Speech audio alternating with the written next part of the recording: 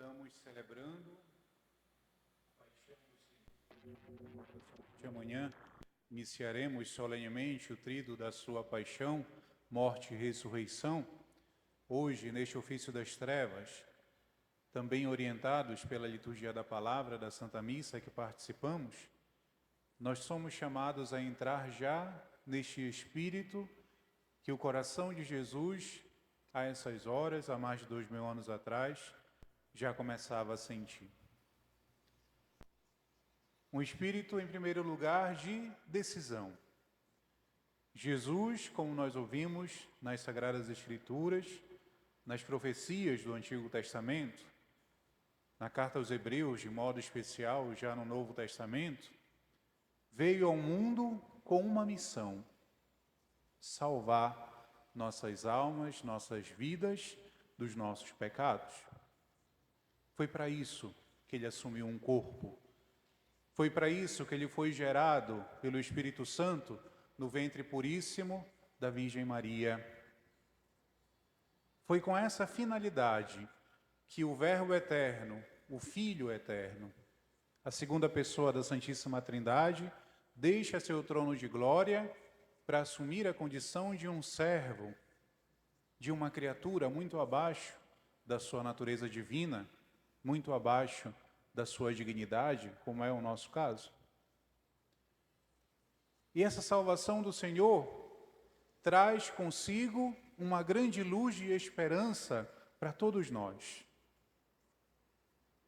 Porque, embora por nossa culpa o pecado tenha entrado na nossa história, somente o Senhor, com o seu sacrifício da cruz, pôde nos redimir e reabrir as portas do céu que estavam fechadas por causa da nossa desobediência. Hoje, queridos irmãos e irmãs, nesse ofício das trevas, depois de termos ouvido as salmodias, as leituras que nos foram proclamadas, fomos pouco a pouco entrando nesse espírito de abandono que a alma santíssima do nosso Redentor foi sentindo pouco a pouco. No início do seu ministério público, quantas pessoas não se empolgaram ao ouvir as palavras do Senhor? Quantas pessoas não se empolgaram ao ver os milagres que Jesus realizava, dando a saúde para aqueles que já estavam enfermos há muitos anos, devolvendo a vida para aqueles que já estavam mortos, expulsando os demônios sem nenhuma ordem direta que saía da sua boca sagrada. Quantas pessoas não se empolgaram ao ver que Jesus não perdia, por assim dizer, nenhuma discussão contra os fariseus, contra os doutores da lei, contra o Sinédrio? Quantos não construíram, então, falsos ideais na pessoa de Jesus, pensando que ele traria um tipo de salvação que o Senhor nunca prometeu e nunca foi prometido nas Sagradas Escrituras? De quanta gente Jesus não vivia rodeado quando ia de um lugar para o outro?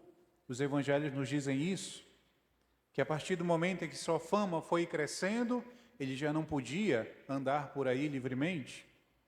E quando o povo sabia que ele ia de um lugar para o outro, iam atrás dele, ou então se adiantavam à sua chegada, justamente para esperá-lo e ouvir o que ele tinha para falar e ver os milagres que ele tinha para fazer. Mas na hora da sua paixão, na hora da sua cruz, onde estava essa multidão toda? Na hora em que o Senhor entrega a sua vida, justamente por essa multidão, e por nós também, onde estavam todas essas pessoas? Quando o Senhor é julgado injustamente, condenado injustamente, flagelado, quando entregam a Ele a cruz para que Ele levasse, onde estava essa multidão que o apoiava, que o venerava?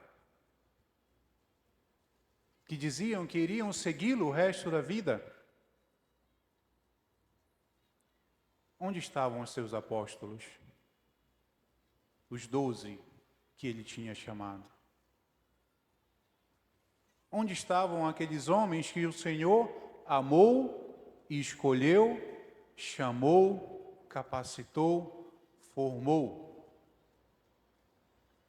Onde estavam? Judas já não fazia mais parte deles. Infelizmente, tinha escolhido outro caminho. Dos 11 que restaram, só um permaneceu fiel e viu o seu mestre morrendo na cruz e acompanhou todo o processo de sepultamento. Onde estavam os outros 10?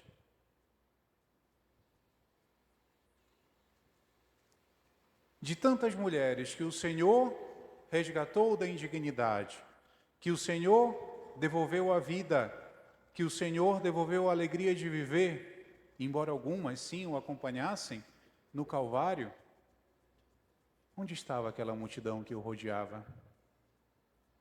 Agora o Senhor sentia-se desamparado. Embora ali com ele estivesse a Virgem Santíssima, o discípulo amado, Santa Maria Madalena e algumas outras santas mulheres. Mas a alma do Redentor sentia esse abandono. Isso porque Jesus assume também a nossa debilidade. E assumiu também todas as vezes em que nós nos sentimos abandonados. Estamos no ano jubilar. Somos chamados a ser peregrinos de esperança. Uma das 3 virtudes que nós temos como importantíssimas na nossa vida: fé, esperança e caridade.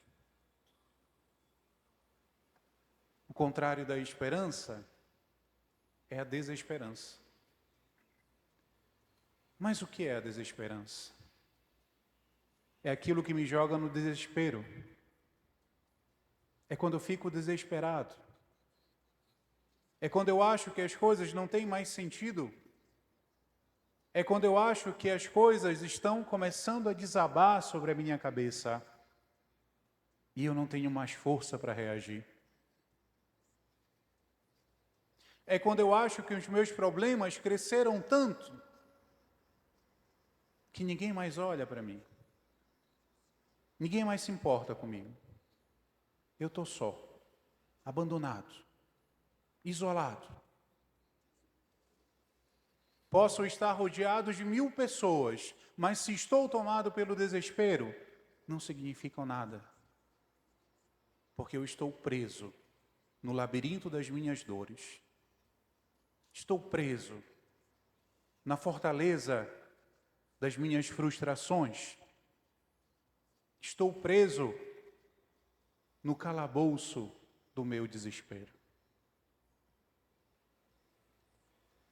O desespero é justamente aquilo que me impede de olhar para Deus e ver que a sua presença, o seu amor, a sua força estão sempre com cada um de nós.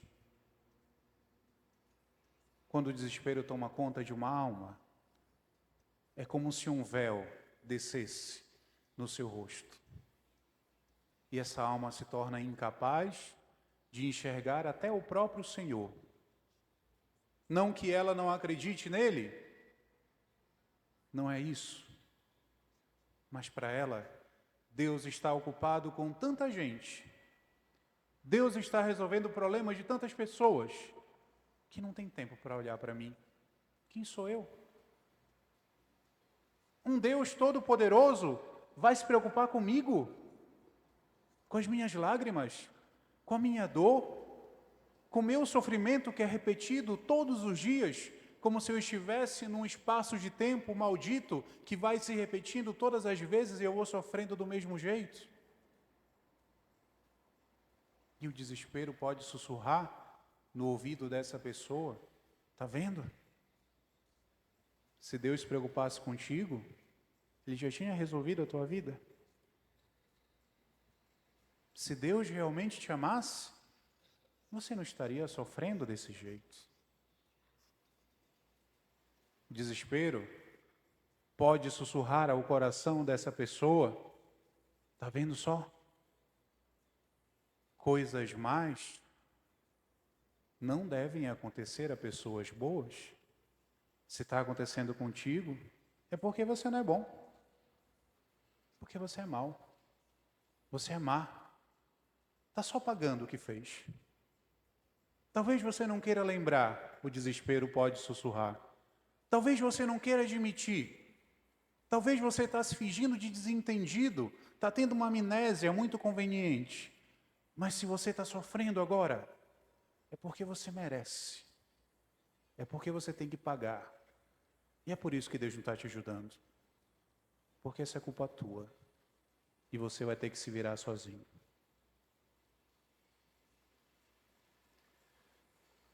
Essas palavras foram as palavras que Judas Iscariotes ouviu depois de ter vendido o Senhor.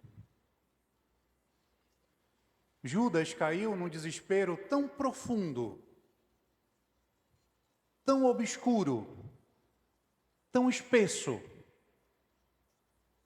que mesmo o Senhor, que estava diante dele, e dizendo: Judas, amigo, com um beijo tu entregas o Filho do Homem?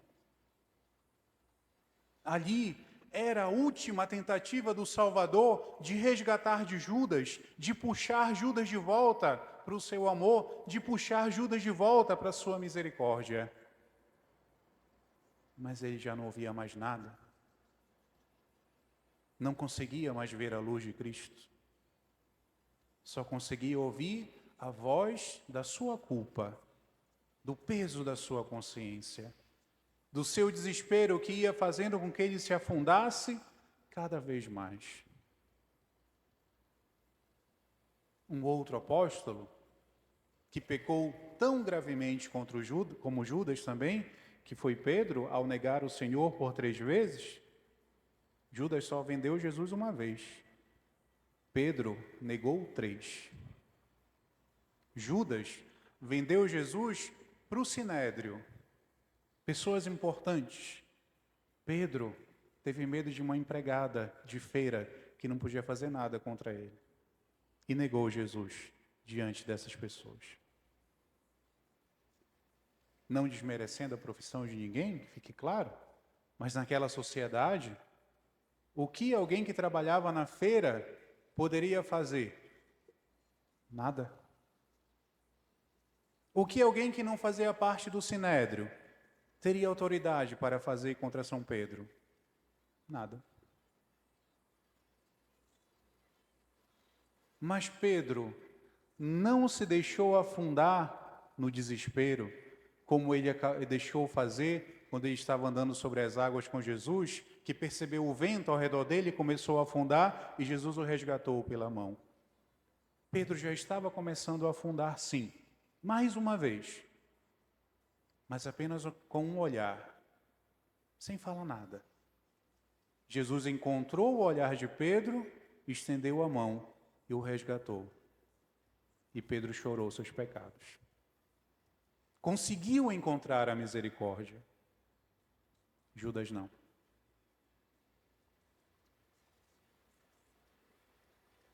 Cardeal Cantalamessa, antigo pregador da Casa Pontifícia, no ano de 2022, fez uma pregação belíssima no tempo do Advento, em preparação ao Natal, do Santo Padre, o Papa Francisco, os cardeais e todos aqueles que trabalhavam na Cúria Romana.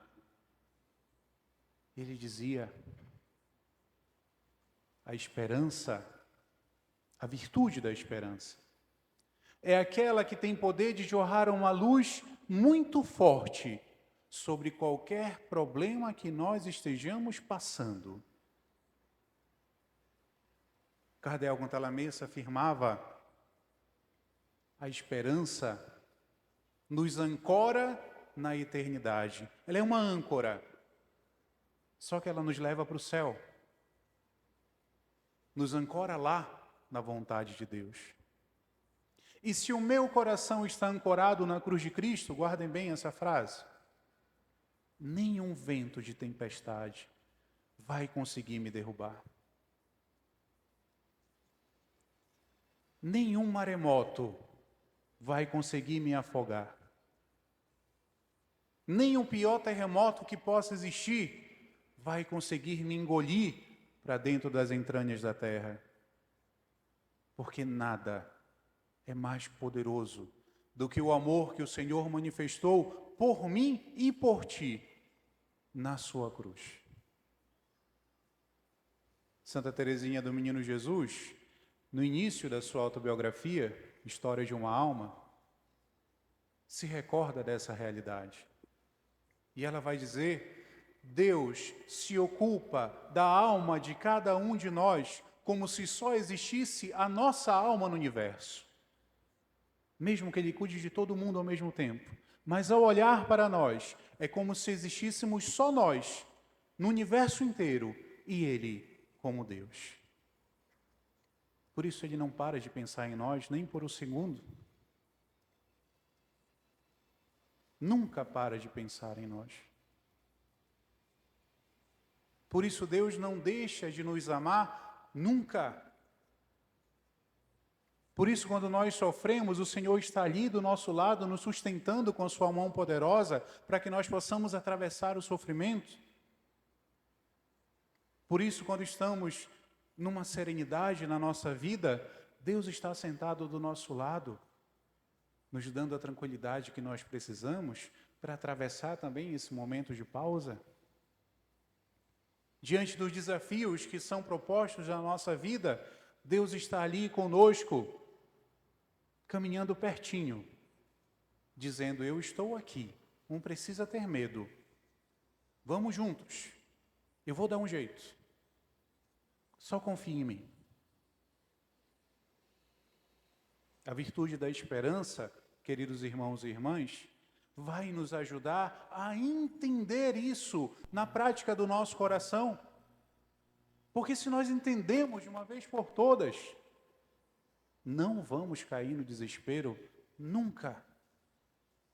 Por mais dolorosa que seja a situação, por mais complicado que seja o problema, por mais escura que as coisas possam estar, como a nossa igreja está na penumbra agora, a luz do ressuscitado, que é a única vela que restou nesse candelabro, sempre vai brilhar no nosso coração. Sempre. Por isso, temos diante de nós sempre dois caminhos: a esperança e o desespero. O desespero levou Judas para onde o levou. Nós sabemos como a sua vida terminou, tão tragicamente.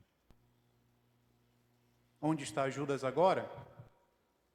Onde está a sua alma? Não sei. A igreja nunca afirmou nada oficialmente sobre isso. Deus sabe. A esperança vai nos conduzir pelo caminho de São Pedro, que pecou gravemente, que reconheceu o seu erro, que encontrou o olhar de misericórdia do Senhor, que chorou os seus pecados, que se arrependeu do que tinha feito e recomeçou no tempo dele. E hoje é o príncipe dos apóstolos, coluna da igreja, grande santo. Que o Espírito Santo de Deus, nas vésperas desse solene tríduo pascal, que vamos iniciar amanhã, encha cada vez mais o nosso coração de esperança.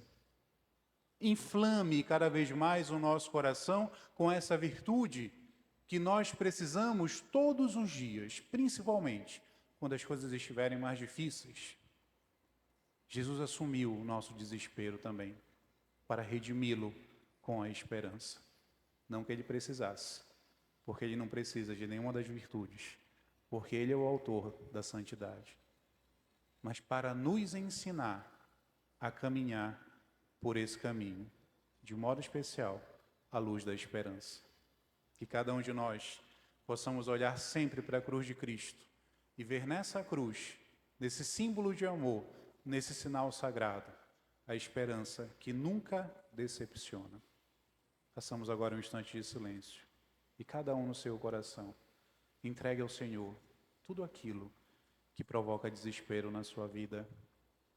Entregue ao Senhor tudo aquilo que pode querer te fazer afundar na ideia de que Deus não liga para você, na ideia de que Deus não se importa contigo. Entregue tudo isso a Ele e deixe que Ele transforme todo o desespero em esperança.